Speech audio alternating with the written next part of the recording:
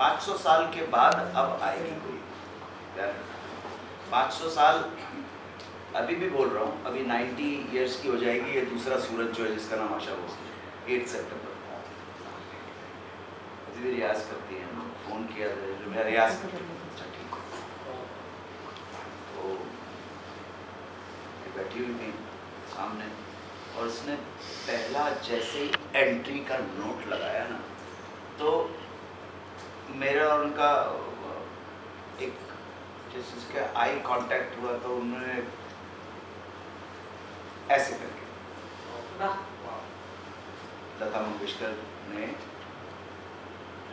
आंखों की नज़र से कह दिया कि हाँ। और हम लोग जो है वो तो खैर अलग है लता मंगेशकर तो, लेकिन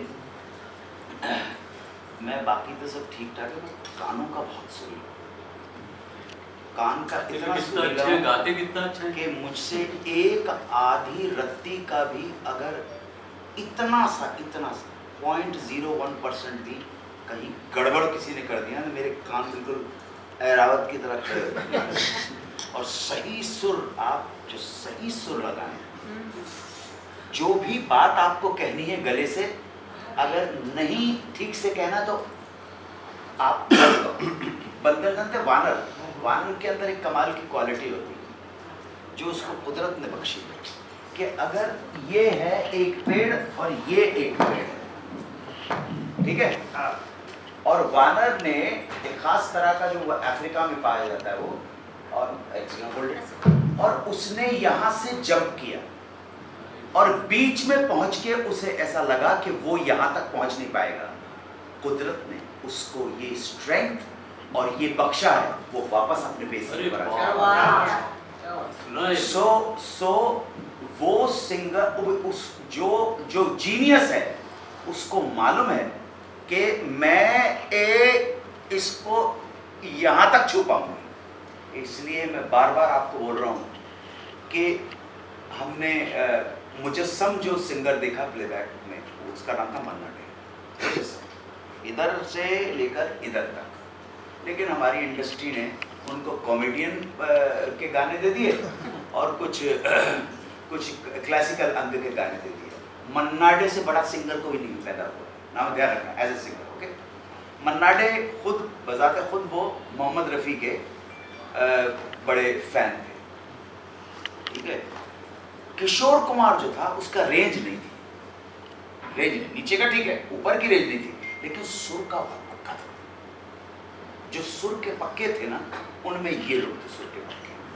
लता मंगेशकर को तो मतलब ऐसा था कि एक बच्चे को दरिया के अंदर डाल दिया गया कि तो म्यूजिक डायरेक्टर्स का भी है कुछ ऐसी कंपोजिशन है, जब बैठोगे आराम से कुछ ऐसी कंपोजिशन है।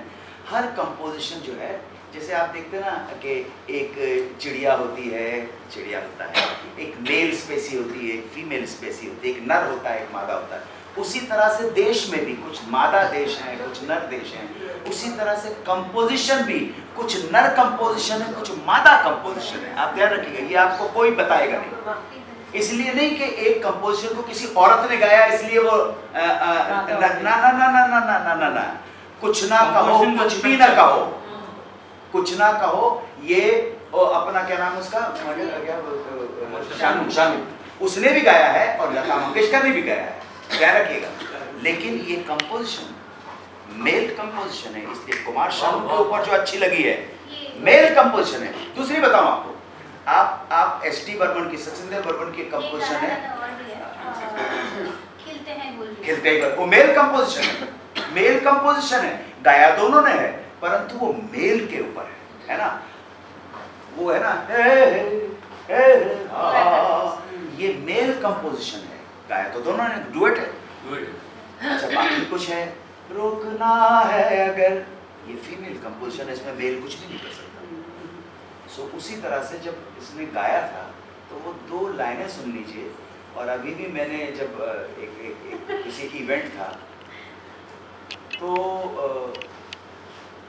शायद से कि अगर आप उसको उसकी ओरिजिनल कंपोजिशन सुनेंगे तो आपको लगे बहुत अच्छी है भाई। वो तो एक तो मदन मोहन अपने दोनों भाइयों के लिए लता मंगेशकर ने जो गाने गाए हैं वो उनको टच। नमस्कार, सभी को नमस्कार। अनुज जी इतना अच्छा बोलते हैं, इनके ऊपर कौन बोल सकता है।